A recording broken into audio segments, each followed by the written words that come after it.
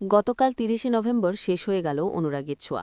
Last September মাসেই অনুরাগের ছোঁয়ার সিজন 1 শেষ হয়ে গেলেও সেপ্টেম্বর মাস থেকে শুরু হয়েছিল সিজন 2, মানে অনুরাগের ছোঁয়ার নতুন অধ্যায়। যদিও এর আগে একের পর এক গল্প লিভ নিয়েছিল, তবে সেখানে কোনো জেনারেশন লিভ নেওয়া হয়নি।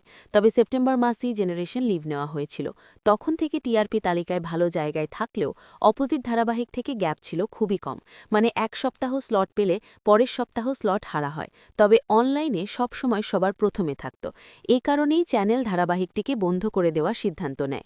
গতকাল বন্ধ করে দেওয়া হলো। তবে আবারও কি আসবে অনুরাগের ছোঁয়া সিজন 2? যেহেতু অনুরাগের ছোঁয়া কার্তিকা দীপমের রিমেক, তাই কার্তিকা দীপম শেষ হয়ে যাওয়ার পর আবারও এসেছে কার্তিকা দীপম সিজন 2।